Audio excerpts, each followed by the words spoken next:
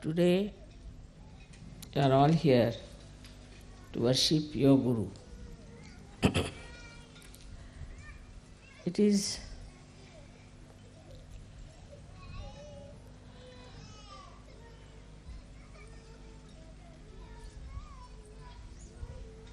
a common practice, especially in India, that you must worship your Guru. And the Guru has to fully be in control of his disciples.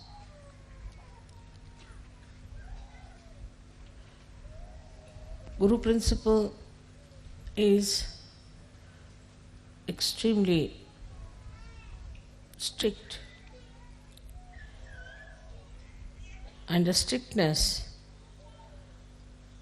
made many people could not conform to the ideals of a disciple. In those days, the Guru had to be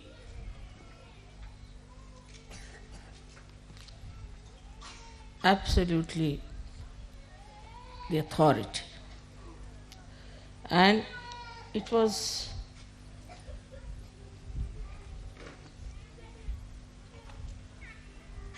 the Guru who would decide which disciples he'll have.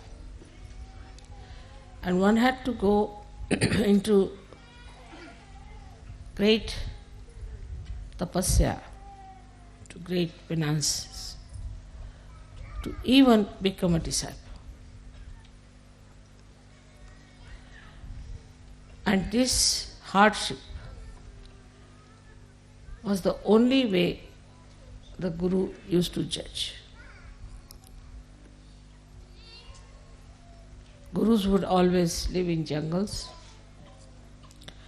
and they would select their disciples, very few, very, very few. And they had to go and beg food from the neighboring villages and cook food for their Guru with their own hands and feed the Guru.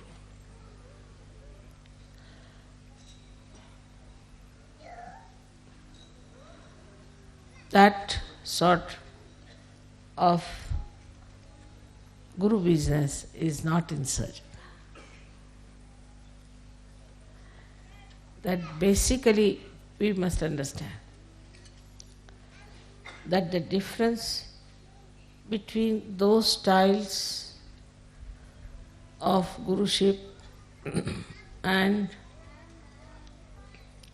that we have now is this, that very few individuals were given the chance to become the Guru.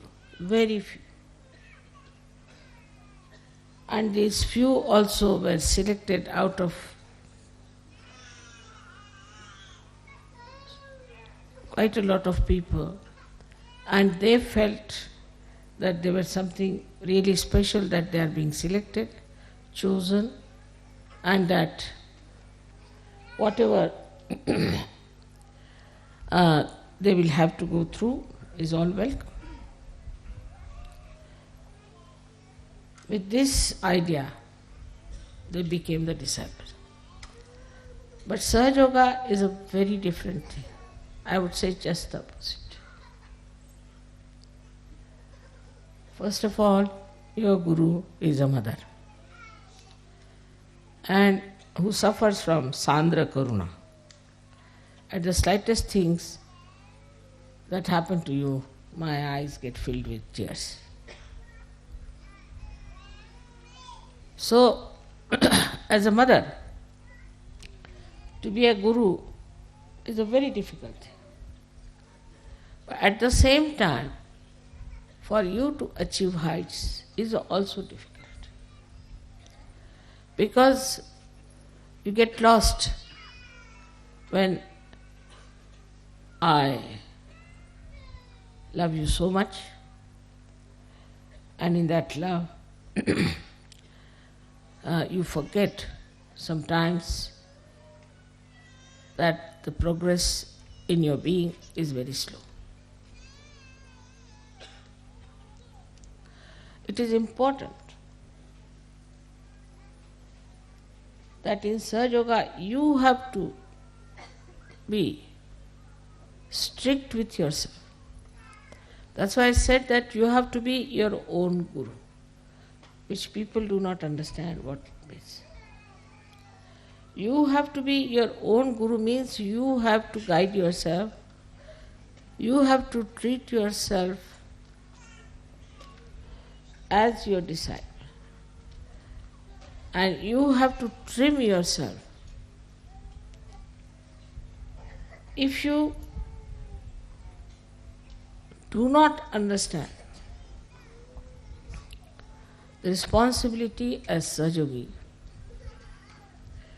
of working it out yourself, everything, you cannot move very fast, because it is a different type of relationship between the Guru and the disciples. So first, I have always said you become your own Guru. So you have to make a lot of introspection and fix your ideals. Before you, I am sitting.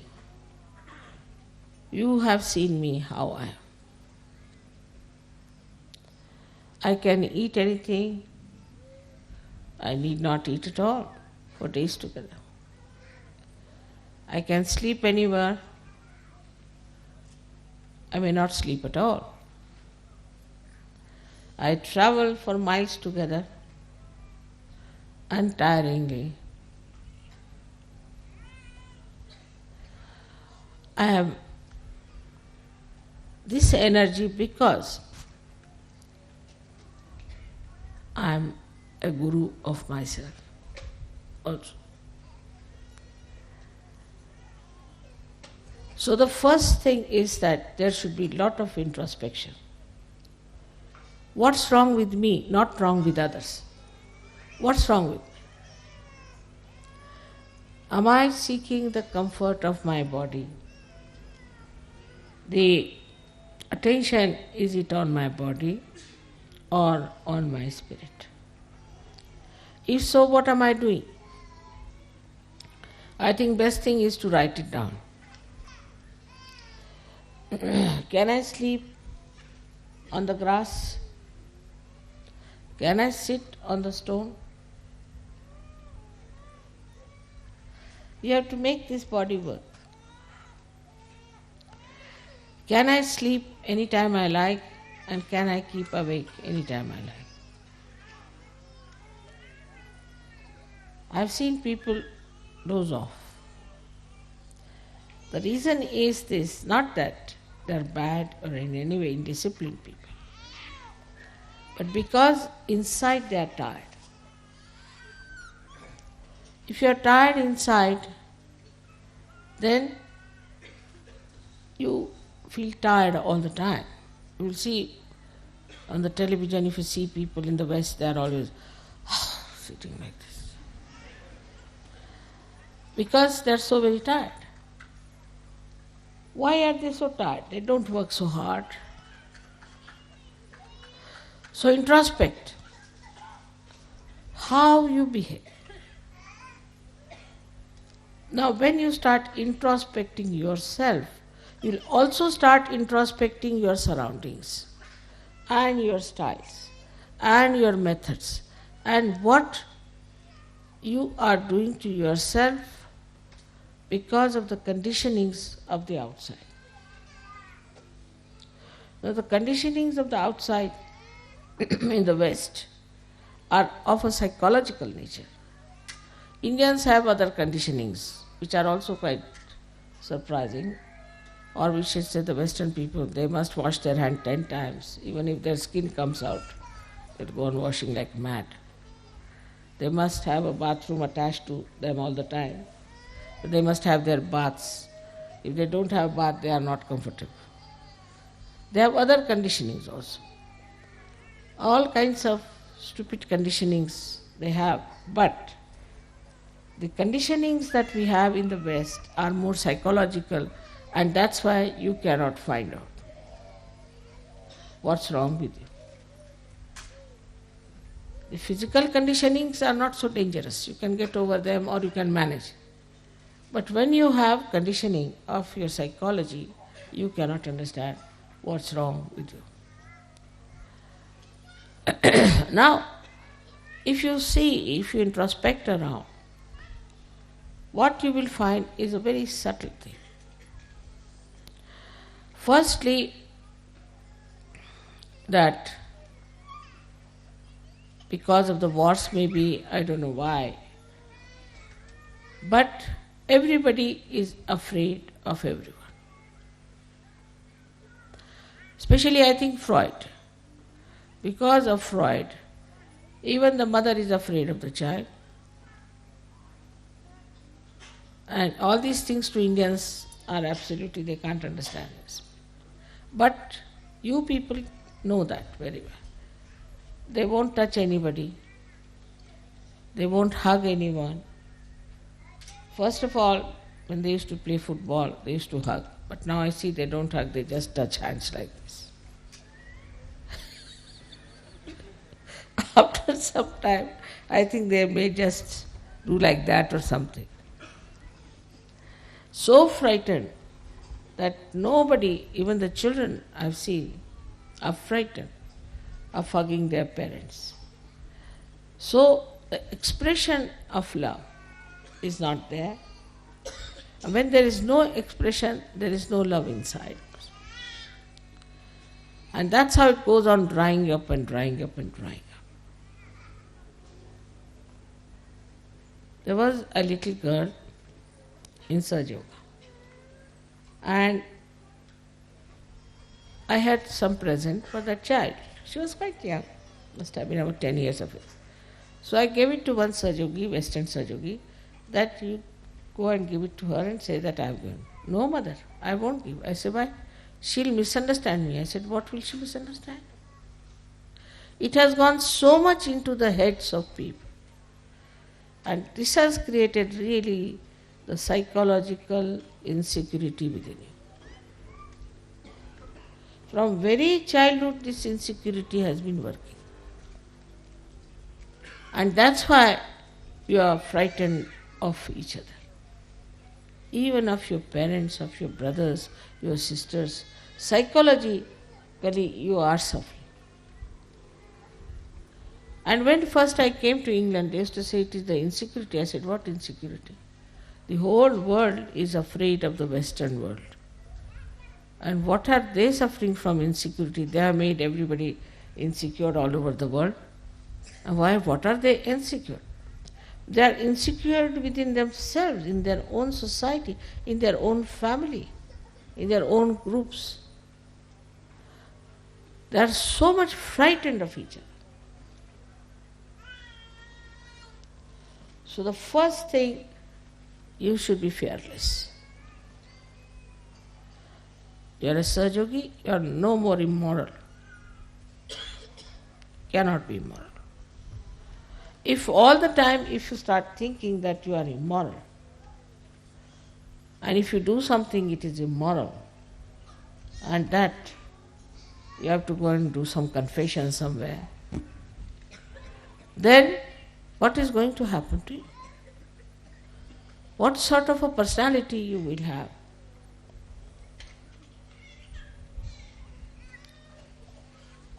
We have to change this by changing ourselves. So among Sahajogis there should be no insecurities but maryadas. You must know how to respect each other's privacy. The second thing that if you find with the Western mind, which is a very common thing, that they are bombarded by criticism. There are so many critics that now there are no more artists left. Only critics are criticizing critics. All artists are finished. They are all the time criticized. Somebody will come in. There's an education on criticism. They may not know how to play any instrument. They may not know how to sing. But they can criticize. All right. So all the time in your mind is a way that you always feel that somebody will criticize if you do this. All the time the fear is there that somebody will criticize. So, should I say or not? As Sahaj Yogis, you shouldn't worry about these stupid people because they are blind, and if they want to criticize, you let them criticize. What does it matter?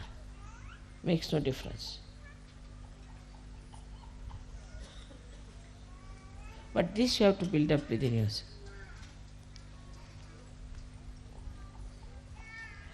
Now the third is even worse, which I don't know if you have noticed or not.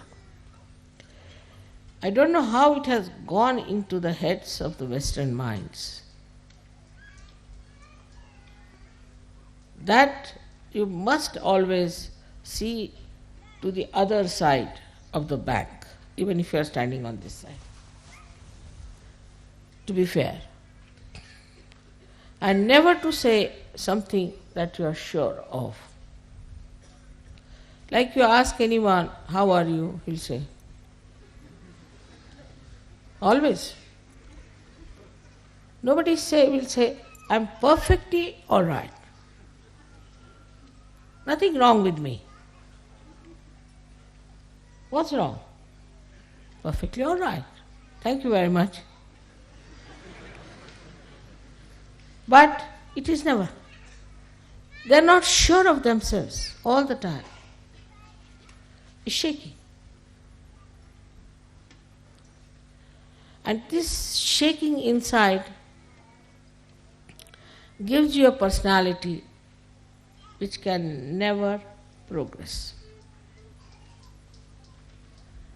Progress comes when you put your step forward, you put your foot firmly on that point, and then put the second step forward, like as you climb on a mountain. But in the first place, only if you are still thinking that it's halfway through, then how can you go further? You'll only move on two steps, this or that or this or that. This is another very big psychological detergent, I should call it, or detrimental thing for your progress. Now the third thing you have learnt, which is also third or fourth maybe, that you must argue out yourself. Like you have a problem. You'll come and tell me, Mother, this problem I have got. This is very common with everyone. I have this problem.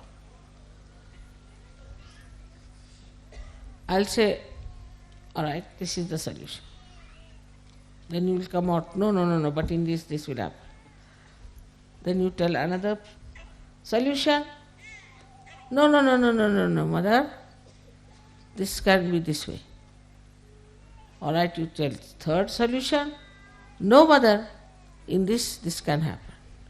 Tell fourth, this can happen. You are standing against yourself all the time. Then I have to say, this is your problem, not mine, and I am giving you the solutions, and if you want to solve your problem, better take a positive attitude. The brain is this way. In our Hindi language it is called ulti khopdi. You are all the time arguing against yourself. So how can you progress?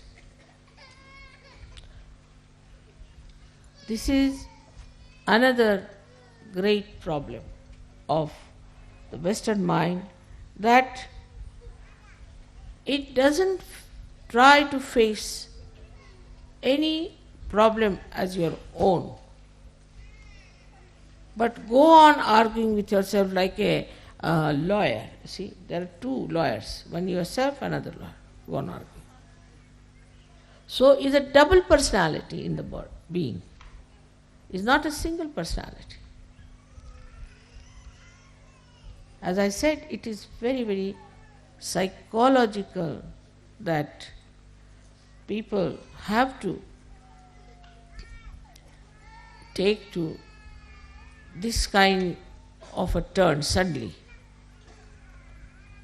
without understanding how dangerous it is.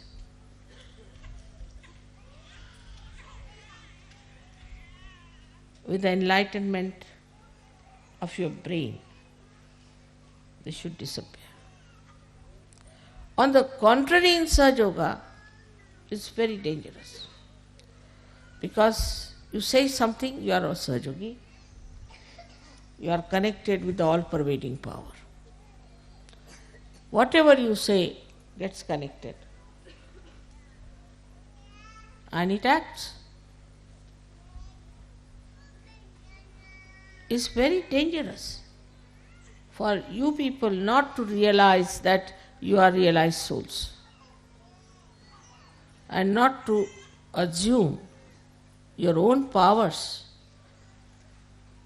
Like, see, I have to say something secretly, then I must put my hand here and then say it, because it is connected to the mains. But supposing I keep it open like this and say something, it goes to everyone. In the same way, whatever the Sahaja Yogis say or desire or want, there are just people sitting there, see here and here, you have put them there. They are listening to you all the time. They are so anxious to do your work. All right, you say so, done. So, whatever you think or whatever you desire or whatever you say, you have to be extremely careful.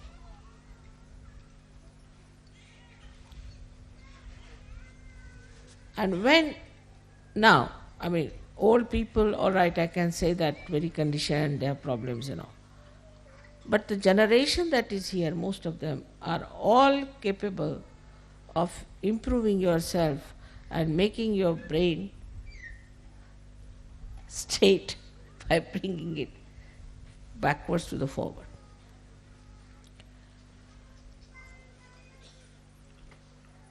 The psychological problem you do not say. The another psychological problem is, which you do not know, which is very surprising, that whatever is the entrepreneur's ideas, you must act. Because the whole fundamentals of Western life is to see and to be seen. So, oh, that's the fashion, so we should do that. This is the fashion, so we'll do that. Like the other day, about a year back, I went to England and I found all the Sahaja Yoginis having their hair here. I said, what's this? So I asked an Indian girl, I said, what is this supposed to be? This is a new fashion. I said, what new fashion? Called it Jiprea in Marathi, We call it Jiprea fashion. Only the Maharashtrians can. And they all had their hair here, like this. All. I said, my God, this is Agya, this they are covering, their eyes will become squinty. But the fashion, if it comes, and the whole fashion is with the hair alone. Hair, I don't know what. There's so much interest in the hair. And they lose the hair so fast in these countries without using the oil which they should use. They lose their hair very fast. Starting from the hair, the sahasrara. Then fashion means, what is this? These entrepreneurs, these stupid people are creating ideas, and why should we follow them? I don't say that Sahajogis should all look alike, not at all. You can dress up the way you like. You can live the way you like. But you should not get yourself enslaved by any entrepreneurs. You are free people now. Know that very well. Know that you are absolutely free. And your freedom is absolutely in the light of your enlightenment. You can never do wrong. But first of all, have that confidence within yourself. That whatever you have to do, you are not going to enslave yourself to entrepreneurs, what people have to say, how you will look, how you will appear before. This is a very important point, that half of the time we are laboring just to look like many others. It's very surprising how these entrepreneurs have befooled the Western people. In India it won't work. Won't work. Especially the Indian women. This in between came a mini sari. Came up to Bombay for about 4 or 5 days, I think disappeared. No Indian woman would wear a mini sari, finished. Nothing doing. Any sort of fashion now comes in India, doesn't stay. Because whatever clothes we have now in India is traditionally has been there, has been tested and error and trial and error and trial, and we know now this is the best, now stop it. At certain age, you stop. This is the style that suits us the best. But anything goes on, the styles go on changing. And this is what you have to be very careful to see, that you do not take to stupid things which are being created by entrepreneurs, but to sensible things which are required for. So one of the enslavement I feel is that you have to play into the hands of entrepreneurs. But the slavery is very deep and is so psychological. In so many ways, it is extremely hidden and so subtle that you cannot make it out. So in the introspection you find out what's gone wrong with you, how you are made this way, what's wrong in my own personality. It has come from all the surroundings and the way people have been putting ideas into my head. You should have your own ideas. You shouldn't worry what Plato said and what Socrates said and what this thing said. What do you think? After all, you are enlightened people. But then there is another psychological thing which is even the worst. And that, Mother, if we are very sure, then we are putting up our ego. They are so much afraid of their ego that as if after some time they will take off. The ego will bloat so much that will take off. This is another fear people have, that if you assert, all right, this is what I want, this is the right thing to do, then I'll get off, so I don't want to say such a thing. I have an ego. So with Sahaja Yoga also certain fears have crawled in. One of them is that, Mother, I should not have any ego.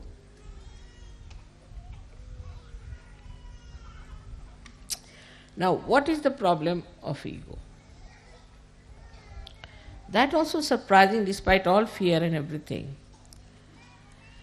As a reaction to it, people have developed a kind of a protesting character.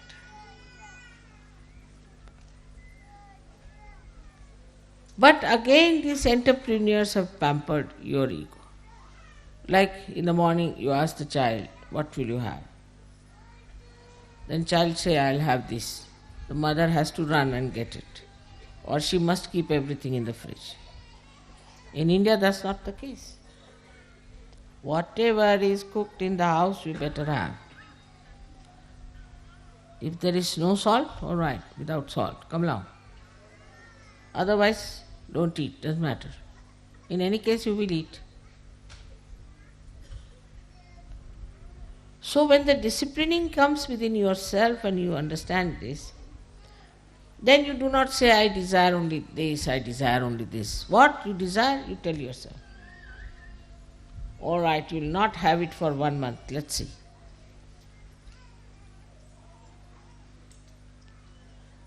Once I must tell you about myself that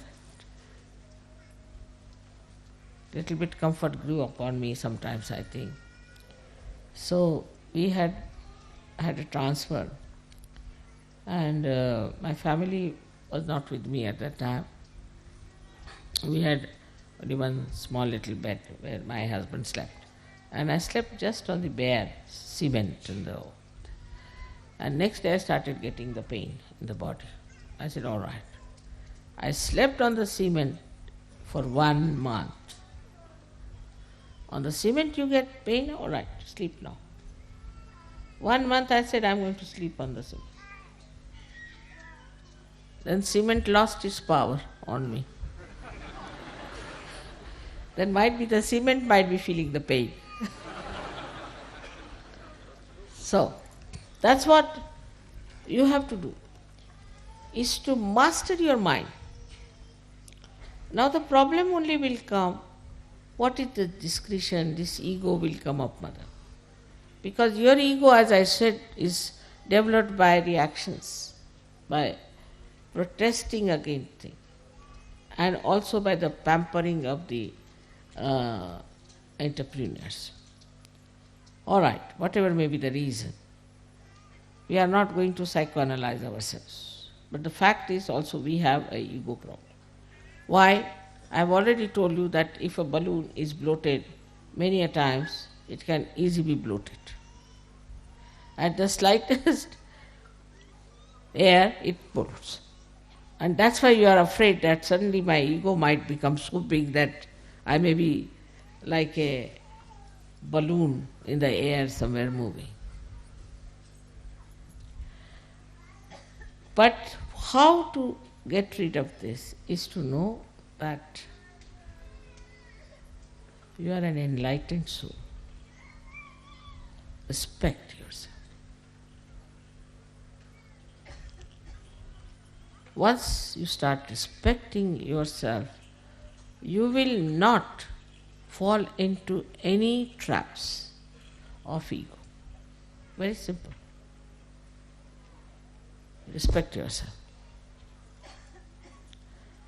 You have to say, I am a Sahajogi. How can I behave like this? After all, I am a Sahajogi. A kind of a dignity that develops. And then you will start feeling shy of doing something that is stupid. Because ego makes you stupid, that's the point. Absolutely. So, now, if you develop this respect for yourself, I am a Sahajogi, so I can't behave like this. I am a Sahajogi. If you say like that to yourself, then you will be amazed that the dignity of a Sahajogi will definitely keep you down to earth.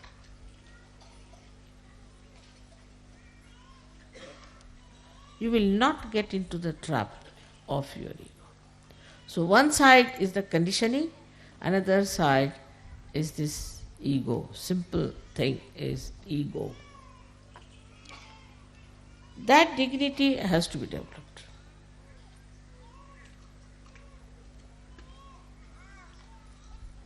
You'll be surprised, among animals there are maryadas. Like a tiger won't behave like a snake, and snake won't behave like a tiger. So we are now Sahajogis. We are tigers among human beings. We are lions among human beings, the highest. We are the highest human beings. It's not necessary to have 10 medals on your body to show that you are something great. But you are Sahajogis. You are Mahayogis.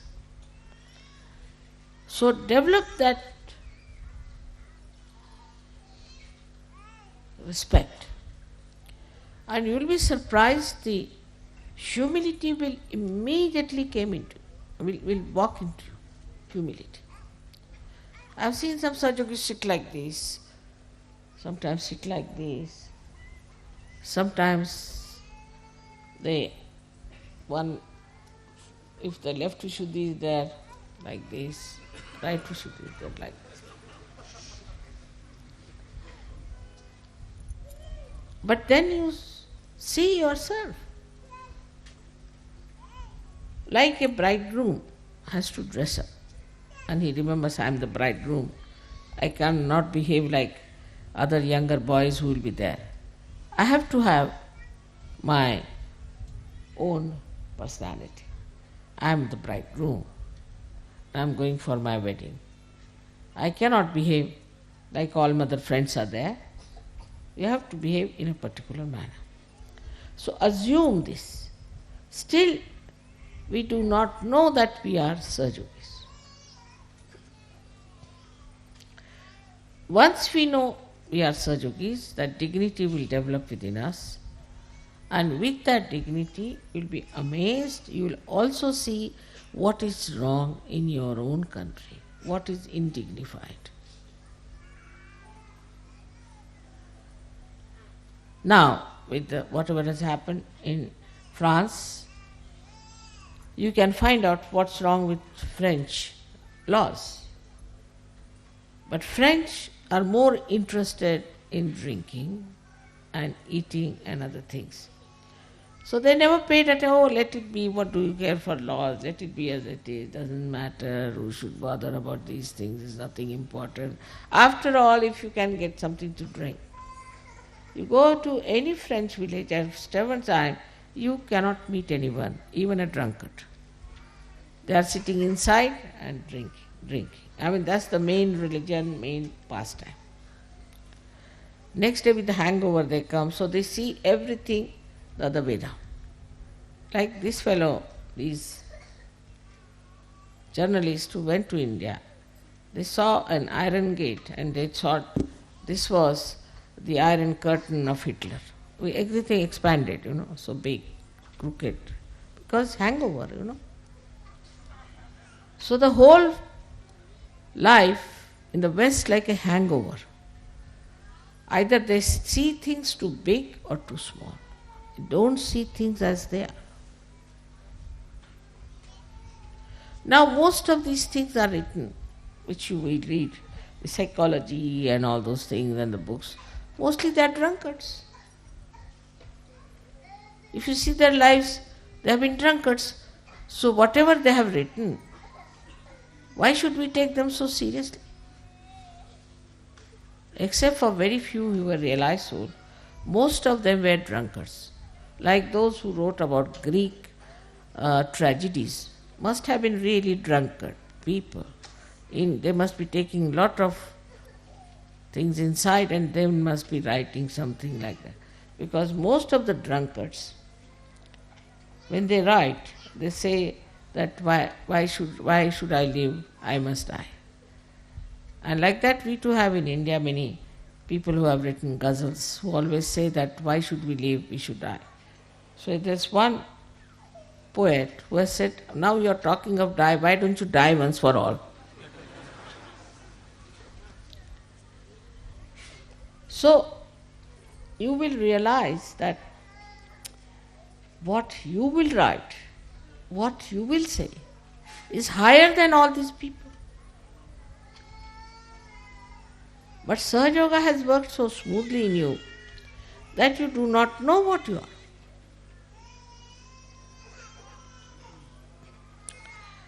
Today on Guru Puja, you are worshipping your Guru.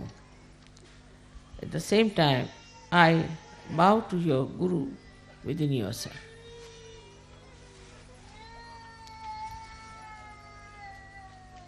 Let your Guru come up and show itself.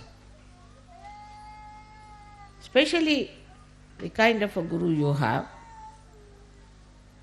I am not strict with you, I am very gentle. Because as I told you, fundamentally is a different thing, is that it is not for an individual, but it is for the collective.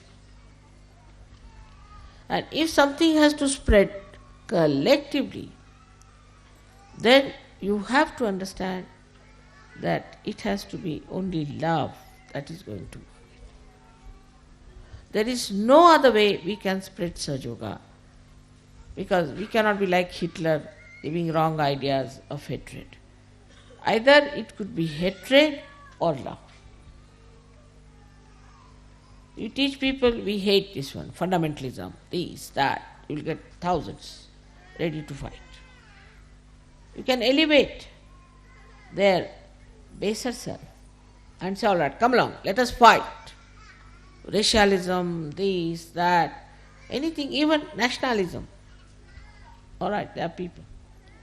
But when I say love, is very different. Try to understand, and because of our collective work, you have to know that love is a source of energy that makes things grow in a living manner.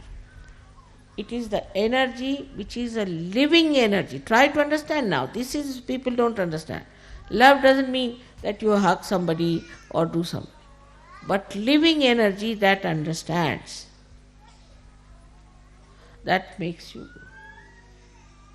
I hope you have seen my books and I hope you have read it.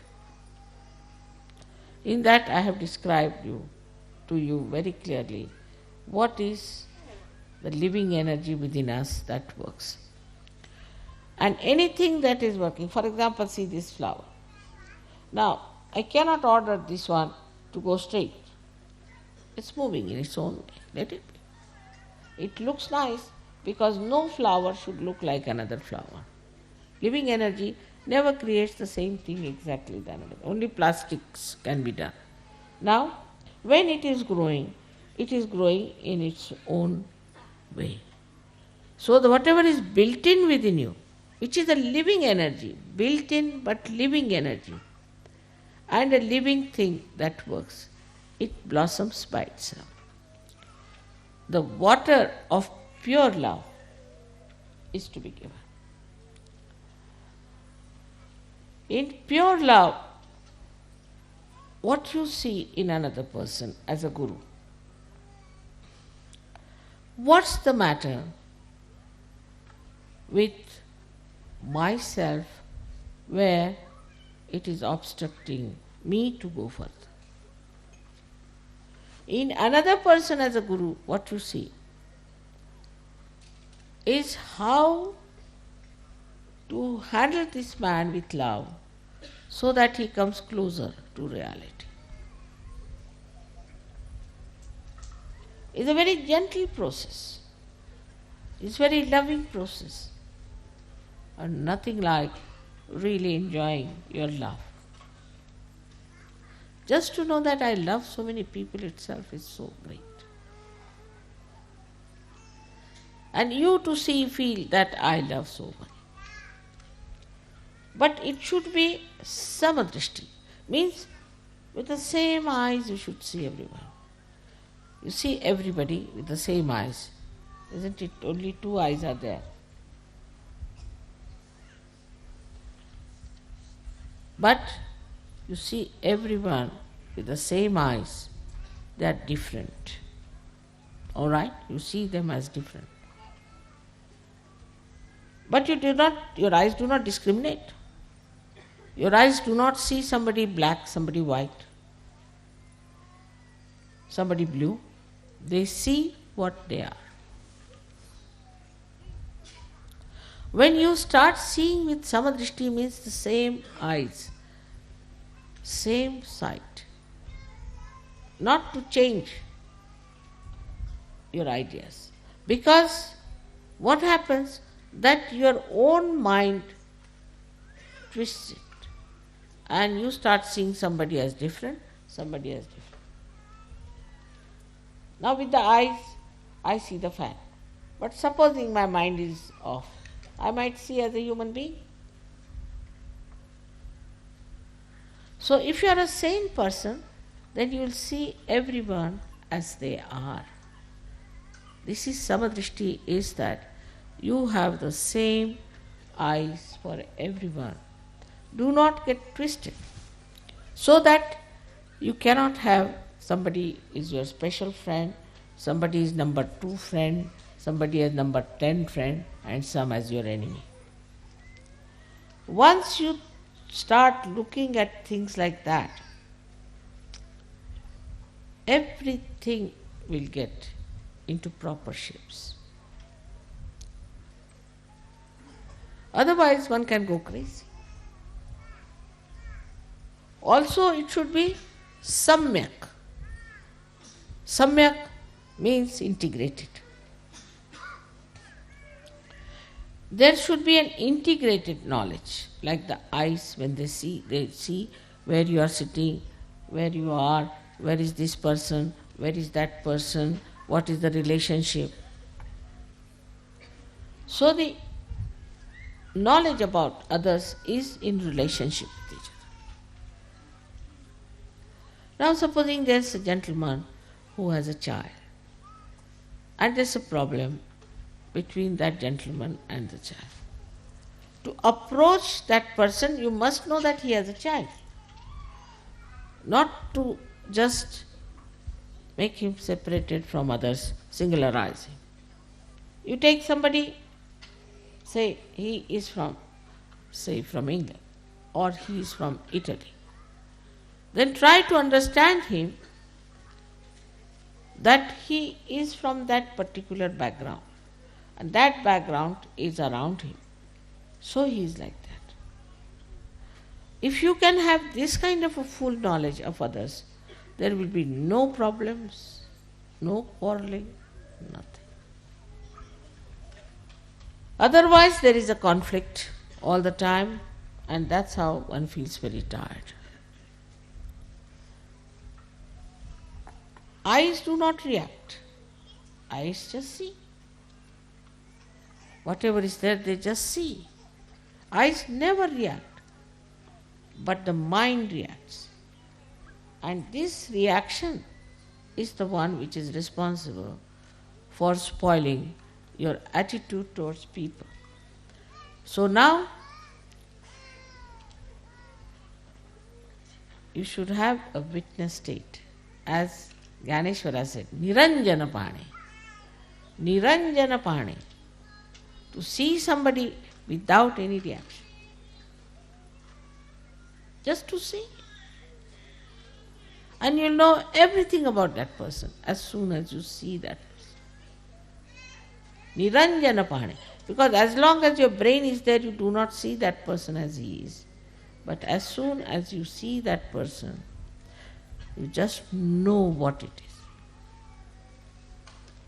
And then immediately you will know his chakras, his kundalini, everything will penetrate. But your mind, which is loaded with nonsense, will not allow you to go to that level. So the Niranjana Pahane, the one where you just see something, that kind of an eye we have to develop.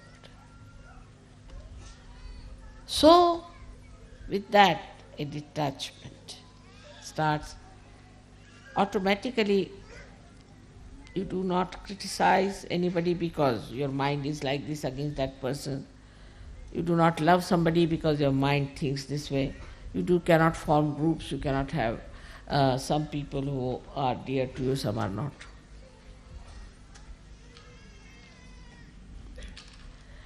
Sometimes if I do not smile at some people, then they grumble and say, this time mother didn't smile at me. I mean, I cannot keep all the time a smile, you see.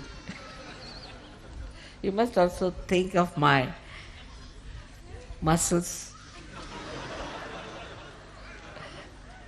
All the time, how can I keep my smile on?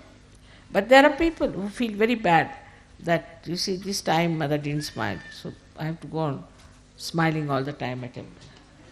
I try.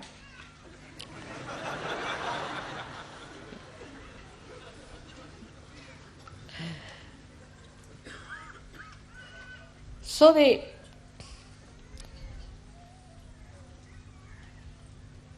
attitude towards others has to be with Niranjana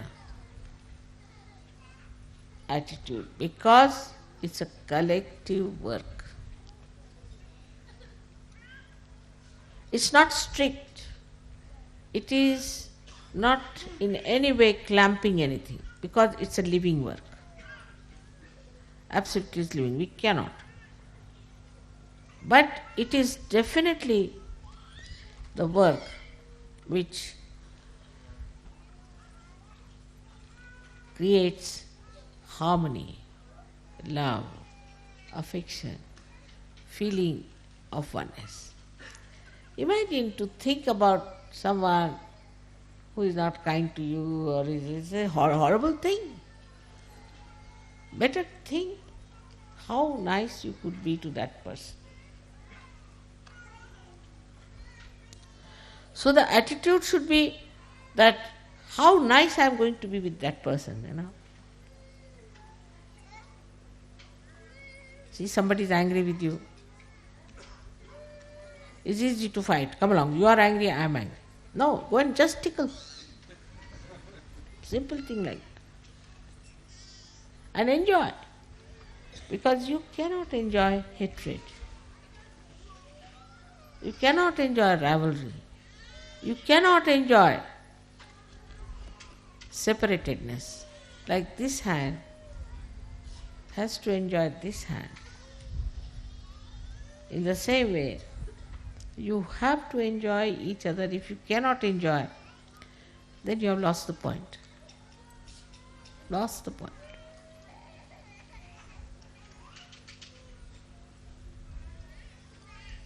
So, in the collective progress, we have to know that we cannot progress if we have no sense of collectivity, that we are part and parcel of one person. If I pull my one ear, it's not that my ear will come out, but it will give pain to the whole body. That's why I say pull both is better.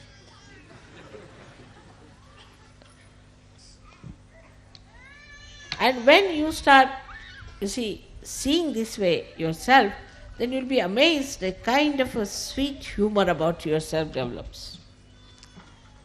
And you really become a very interesting, magnetic personality.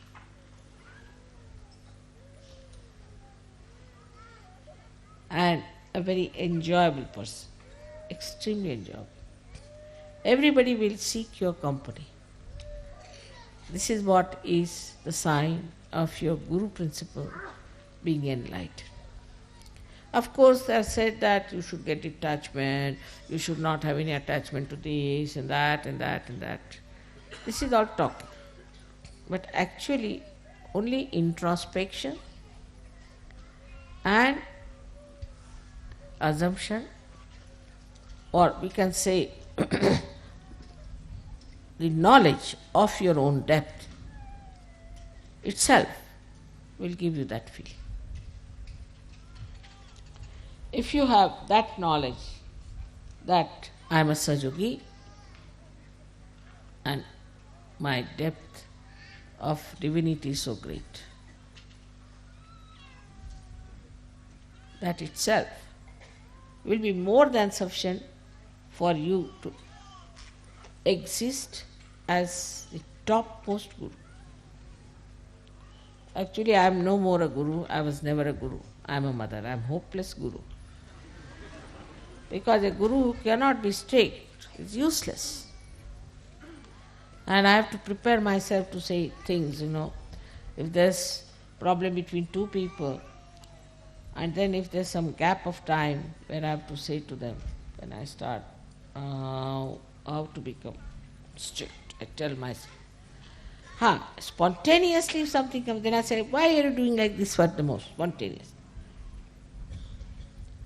So, you have to develop this special style of guruship in yourself, which is for the collective working. Again, remember, it is for the collective working. So today, you worship your guru principle within yourself when you are worshipping. I would not say that you should try to follow me because I am hopeless in many things. Say banking I don't understand, money I don't understand. There's so many things I don't know. Really. I'm hopeless. Law I don't understand. You should not be like me, agreed. But you should be able to say, as I say, that, I have these problems.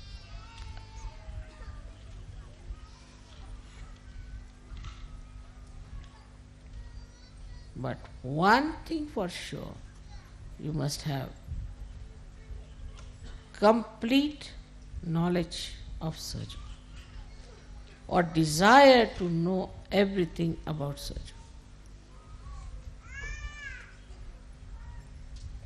If that works out, then you will swim into this ocean of knowledge like a jet, and whatever you want to know, you will know. But there should be a desire to know. Never get satisfied that I know sufficiently enough about surgery. No, never. In all other things you can be satisfied, but only on one thing, that Sahaja Yoga still I have to know through my brains. And my heart should have that knowledge. It should be in my heart, not only in my brain. I should know through my brain, it should be in my heart.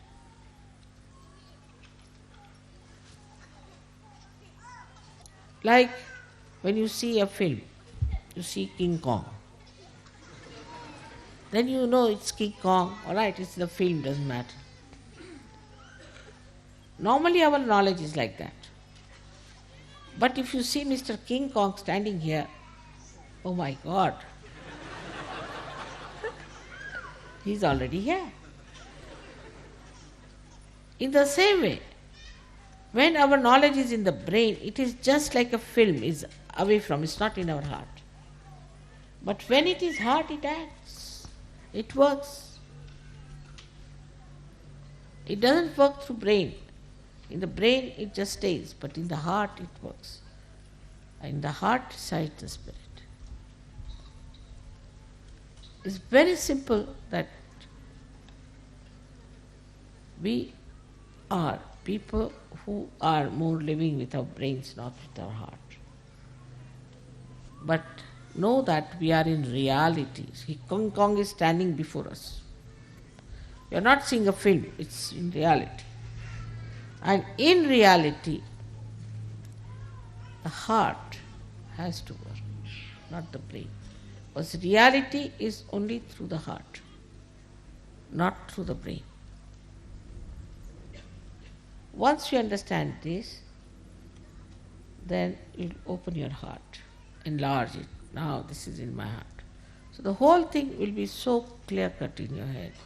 You will know everything clearly. What is to be done, how to react, how to work it out. If you put all this knowledge of Sahaja Yoga into your heart, First of all, you will have to enlarge your heart, otherwise you can't put this ocean. And then you say, this Sahaja. To me, everything seems to be Sahaja. Buying this house, coming to this place, all this is Sahaja. I can see clearly. Anything that I see, I connect it to Sahaja immediately. This is Sahaja. Why this is so? This is because of Sahaja. This is Sahaja. So everywhere you start seeing Sahaja when your heart knows what your brain knows. I've known people who know all the mantras very well, everything very well and all that, but in the heart. So put it in the heart. In Sahaja, the Guru is not through his brain but through his heart. May God bless you.